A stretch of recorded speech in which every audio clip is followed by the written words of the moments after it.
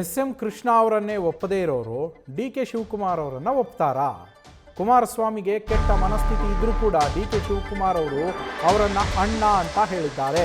ಡಿ.ಕೆ. ಶಿವಕುಮಾರರನ್ನ ನೋಡಿ ಕುಮಾರಸ್ವಾಮಿ ಅವರು ಕಲ್ತ್ಕೊಳ್ಳಿ.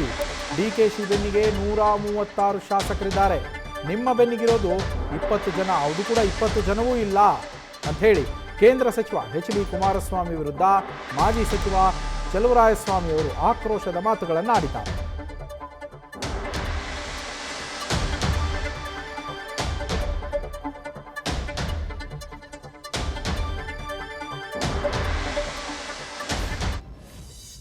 ಹೋಗಬೇಕಾದ್ರೆ ರೇವಣ್ಣವ್ರು ಬರಲಿಲ್ಲ, ಶಿಂದೆಯವರು ಎದ್ದೋದ್ರು ದೇವೇಗೌಡರ ಡೈರೆಕ್ಷನ್ಗೆ. ನೀವು ಈ ಸಂವಿಧಾನಾತ್ಮಕವಾಗಿ ಆಗಿರೋವಂಥ ಮುಖ್ಯಮಂತ್ರಿನ ಹಂಗಾರೆ? ಅದಾದ ಮೇಲೆ ಮೊನ್ನೆ 37 ಸೀಟ್ ತೊಗೊಂಡಿದ್ರಿ 18ರಲ್ಲಿ. ಒಂದು ಕಡೆ ಮಾಯಾವತಿಯವರ ಅಲಯನ್ಸು, ಇನ್ನೊಂದು ಕಡೆ ಕೆಲವು ಕಡೆ BJPಯವರ ಸಪೋರ್ಟು. 37 ಸೀಟು ನಿಮ್ಮ ನಾಯಕತ್ವದಲ್ಲಿ. ಜನತಾದಳದಿಂದ ನಿಮ್ಮನ್ನು ಅಧಿಕೃತವಾಗಿ ಘೋಷಣೆ ಮಾಡದೇ ಇದ್ರೂ ನಿಮ್ಮ ನಾಯಕತ್ವದಲ್ಲಿ ಇಲ್ಲಿವರೆಗೆ 2-3-4 ಚುನಾವಣೆ ಮಾಡಿದ್ದೀರಾ. ದೇವೇಗೌಡರ ಆಶೀರ್ವಾದನೂ ತಗೊಂಡು ಯಾವತ್ತೂ 37 ಸೀಟ್ಗಿಂತ ಹೆಚ್ಚು ಹೋಗಿಲ್ಲ. ನಾಚಿಕೆ ಆಗಲ್ವ ನಿಮಗೆ?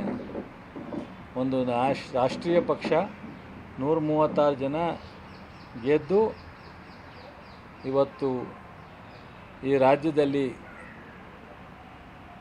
ಅಧಿಕಾರವನ್ನು ಭಾಳ ಅನ್ಯೋನ್ಯವಾಗಿ ಸಿದ್ದರಾಮಯ್ಯನವರು ಅವರು ಬದಲಾವಣೆ ಮಾಡ್ಕೊಂಡು ಆಡಳಿತ ಮಾಡ್ತಾ ಇರ್ತಕ್ಕಂಥ ಒಬ್ಬ ಮುಖ್ಯಮಂತ್ರಿಗಳ ಬಗ್ಗೆ ಲಘುವಾಗಿ ಮಾತನಾಡ್ತೀರಾ ಅಂದರೆ ನಿಮ್ಗೆ ಯಾರೂ ಬುದ್ಧಿ ಹೇಳೋರಿಲ್ವಾ?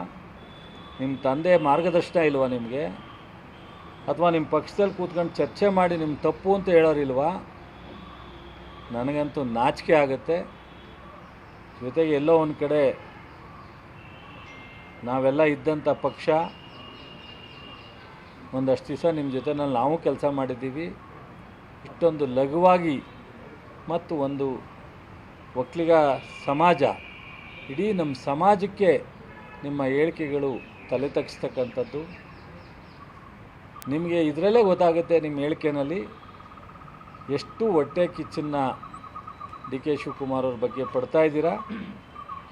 1 ತಿಂಗಳು 12-13 ದಿವಸ ಆಗಿದೆ ಅವರು ಮುಖ್ಯಮಂತ್ರಿಯಾಗಿ. ಅವತ್ತಿಂದ ಇವತ್ತವರೆಗೂ ನಿರಂತರವಾಗಿ ಒಂದಲ್ಲ ಒಂದು ವಿಚಾರದಲ್ಲಿ ಅವ್ರ ವಿರುದ್ಧ ನೀವು ಸ್ಟೇಟ್ಮೆಂಟನ್ನು ಬಿಟ್ಟು ನೀವು ಮಾಡಲಿಕ್ಕೆ ಪ್ರಯತ್ನ ಮಾಡ್ತಾಯಿಲ್ಲ.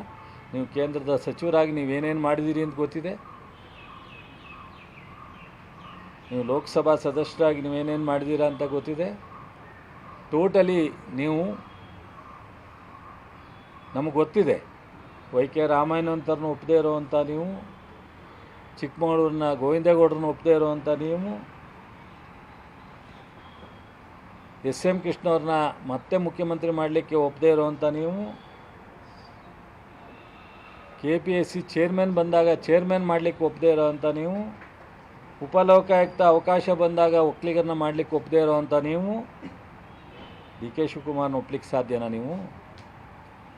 ಇಂಥ ಹೊಟ್ಟೆ ಉರಿ, ಹೊಟ್ಟೆ ಕಿಚ್ಚು, ಅಸೂಯೆ ನಾನು ಪ್ರಪಂಚದಲ್ಲಿ ಯಾರೂ ನೋಡಲ್ಲ. ಕಂಡ್ರೋ ಕಾಣ್ದಂಗೋ ಯಾರೋ ಒಬ್ಬ ನಮ್ಮನ್ನು ಆದ್ನಲ್ಲ ಅಂತೇಳಿ ಖುಷಿ ಪಟ್ಕೊಂಡು ಹೋಗ್ತಕ್ಕಂಥದ್ದನ್ನ ನಾನು ನೋಡಿದ್ದೀನಿ ಇವತ್ತಿನ ವ್ಯವಸ್ಥೆನಲ್ಲಿ.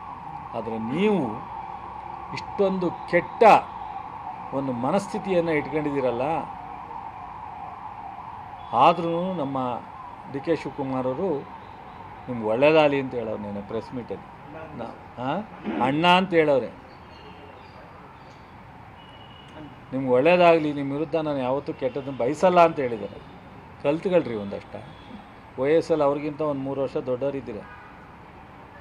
ನಾನು ಡಿ.ಕೆ. ಶಿವಕುಮಾರ್ ಅವರು ಒಂದೇ ಏಜು, ನೀವು ನಮಗಿಂತ ಒಂದು 3 ವರ್ಷ ದೊಡ್ಡವರಿದ್ದೀರ. ಕಲ್ತ್ಕೊಳ್ರಿ ಒಂದು ಸ್ವಲ್ಪ. ಅವ್ರಿಗೆ ಒಂದು ಪಕ್ಷ ಇದೆ, 136 ಜನ ಅವ್ರ ಜೊತೆಯಲ್ಲಿ ಶಾಸಕರಿದ್ದೀವಿ. ಅವ್ರು ಮಾತಾಡೋ ರೀತಿ 20 ಜನ ಇಲ್ಲ, ನೀವು ಮಾತಾಡ್ತಿರಲ್ರಿ. ಮತ್ತೆ ಯಾವತ್ತಾರು ಈ ರಾಜ್ಯದಲ್ಲಿ 100 ಜನ 50 ಜನನ ದಾಟಕ್ಕಾಗತ್ತೆ ರೀ? ನಿಮಗೆ ದಾಟ್ತೀರೇನ್ರಿ? 3 ಸಾರಿ ಹೇಳಿದ್ರಿ, 2018ರಲ್ಲಿ ಹೇಳಿ ನಾನು ಏಕಾಏಕಿ ಬರಲಿಲ್ಲ ಅಂದರೆ ಡಿಸಾಲ್ವ್ ಮಾಡ್ತೀನಿ ಅಂತ. ಮಾಡಿದ್ರೇನ್ರಿ? 23ರಲ್ಲಿ ಹೇಳಿದ್ರಿ ಪೂರ್ಣ ಸರ್ಕಾರ ಬರದೆ ನಾನು ಯಾರ ಜೊತೆಲೂ ಸರ್ಕಾರ ಮಾಡಲ್ಲ ಅಂತ. ಡಿಸಾಲ್ವ್ ಮಾಡಿದ್ರೇನ್ರಿ? ಕರುಣಾನಿಧಿ ಮಗನ ಹೋಗಿ ನೋಡ್ರಿ, ಹೋಗಿ ಒಂದು ಟ್ಯೂಷನಾರ ತಗೊಂಬಂದ್ರಿ. ಅವ್ರ ತಂದೆ ಸತ್ತ ಮೇಲೆ ಪೂರ್ಣ ಪ್ರಮಾಣದ ಸರ್ಕಾರ ಮಾಡ್ತಾರೆ, ಡೆಮಾಕ್ರಸಿನಲ್ಲಿ ಗೆದ್ದು. ಚಂದ್ರಬಾಬು ನಾಯ್ಡು ವಿರುದ್ಧ ರಾಜಶೇಖರ ರೆಡ್ಡಿ ಮಗ ಜಗನ್ನು ಪಕ್ಕದ ಆಂಧ್ರದಲ್ಲಿ ಸಂಪೂರ್ಣ ಮೆಜಾರಿಟಿ ತಗೊಂಡು ಸರ್ಕಾರ ಮಾಡ್ತಾರೆ. ಏನು ದೇವೇಗೌಡರ ಮಗನಾಗಿ ನೀವು ಮಾಡಿರೋ ಸಾಧನೆ? ಹೆಗಡೆ, ಬೊಮ್ಮಾಯಿ ದೊಡ್ಡ ದೊಡ್ಡ ನಾಯಕರು ಕಟ್ಟಿದ ಪಕ್ಷ ಏನೋ ಮಾಡಿ ನಮ್ಮಂಥವ್ರು ಒಂದಷ್ಟು ಜನ ಇಟ್ಕೊಂಡು ಕಿತ್ಕೊಂಡ್ರಿ ಪಕ್ಷನ. ದೇವೇಗೌಡರು ನಿಮಗೇನು ಸಂತೋಷವಾಗಿ ಕೊಡಲಿಲ್ಲ, ಆದರೆ ಏನು ಸಾಧನೆ ಮಾಡಿದ್ದೀರಾ? ನಿಮ್ಮೆಲ್ಲರೂ ಗೌರವವಾಗಿ ಮಾತಾಡೋದು ಕಲ್ತ್ಕೊಳ್ರಿ. ಮಿಸ್ಟರ್ ಕುಮಾರಸ್ವಾಮಿ ಅವರೇ, ಗೌರವವಾಗಿ ಮಾತಾಡಿ.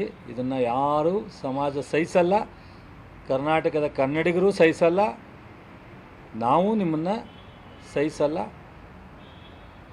ಬಟ್ ಈ ಥರ ನಿಮ್ಮ ಸರ್ಟಿಫಿಕೇಟು ನಮಗೆ ಅವಶ್ಯಕತೆ ಇಲ್ಲ. ಡಿ ಕೆ ಶಿವಕುಮಾರ್ನ ನೀವು ಅಭಿನಂದಿಸಬೇಕಾಗಿಲ್ಲ. ಅಭಿನಂದಿಸಿದರೆ ನೀವು ದೊಡ್ಡವರಾಗ್ತಿದ್ರಿ. ರೇವಣ್ಣಗಿರೋ ಸೌಜನ್ಯ ನಿಮಗಿಲ್ಲ. ರೇವಣ್ಣ ಹೇಳಿದ್ದಾರೆ, ಭಾಳ ಸಂತೋಷ ನಮ್ಮವರೊಬ್ಬರು ಮುಖ್ಯಮಂತ್ರಿ ಆಗಿದ್ದೀರಾ ಅಂತ. ರೇವಣ್ಣಗಿರೋ ಒಂದು ಸೌಜನ್ಯ ನಿಮಗಿಲ್ಲ ಅಂದರೆ ನೀವೆಷ್ಟು ಮನಸ್ಸು ನಿಮಗೆ ವಿಚಿತ್ರವಾದಂಥ ಇದನ್ನು ಬೆಳೆಸ್ಕೊಂಡಿದ್ದೀರಾ. ಸೊ ಇನ್ನು ಮುಂದಾದರೂ ನಾನು ಎಕ್ಸ್ಪೆಕ್ಟ್ ಮಾಡೋಕ್ಕಾಗಲ್ಲ ನಿಮ್ಮಿಂದ ಒಳ್ಳೆಯದನ್ನು. ಆದರೂ ಸಹ ಒಂದು ದೇವೇಗೌಡರಿಗೆ, ಜನತಾದಳಕ್ಕೆ ಒಂದಷ್ಟು ಗೌರವ ಇತ್ತು, ಅದನ್ನು ಇನ್ನೂ ಜಾಸ್ತಿ ಕಳಿಬೇಡಿ, ಹರಾಜಾಕಬೇಡಿ. ಗೌರವವಾಗಿ ನಡ್ಕೊಂಡು ಗೌರವವಾಗಿ ಮಾತನಾಡಿ. ನಿಮ್ಮ ಸರ್ಟಿಫಿಕೇಟು ನಮ್ಮ ಡಿ ಕೆ ಶಿವಕುಮಾರ್ ಅವ್ರಿಗೆ ಅವಶ್ಯಕತೆ ಇಲ್ಲ. ಇದನ್ನು ಹೇಳ್ತೀರಾ, ಗೊತ್ತಿದೆ. ಮಂತ್ರಿಮಂಡಲ ಎಕ್ಸ್ಪೆನ್ಷನ್ ಆಗಿಲ್ಲ, ಮಂತ್ರಿ ಆಗಲಿ ಅಂತೇಳಿ ಡಿ ಕೆ ಶಿವಕುಮಾರ್ ಅಂತ. ನಾನು ಯಾವತ್ತೂ ಯಾರ ಹಿಂದೆ ಚಮಚಾಗಿರಿ ಮಾಡಿದವನಲ್ಲ. ನೀವು ಇದೇ RSSನ, ಇದೇ ಮೋದಿಯವ್ರನ್ನ ಯಾವ ಮಟ್ಟಕ್ಕೆ ಬೈದಿದ್ರಿ? ಇವತ್ತು ಅಧಿಕಾರ ಉಳಿಸ್ಕೊಳ್ಳೋಕ್ಕೋಸ್ಕರ ಅಲ್ವಾ ನೀವು RSSನ್ನು, ಮೋದಿಯವ್ರನ್ನ ಇವತ್ತು ಉಳ್ಕೊಂಡು ಕೂತಿರೋದು? ನಿನ್ನೆ ನಮ್ಮ ಬಾಲು ಬಗ್ಗೆ ಅವನು ಯಾರೋ ಒಬ್ಬ ಲೋಕಲ್ ಶಾಸಕ ಶಾಸಕರಾಗೇ ಮುಖ್ಯಮಂತ್ರಿ ಆಗೋದು. ನ್ಯೂಸ್ ಫಸ್ಟ್ ನಿರ್ಭೀತಿಯಿಂದ ನಿಮ್ಮ ಪರವಾಗಿ.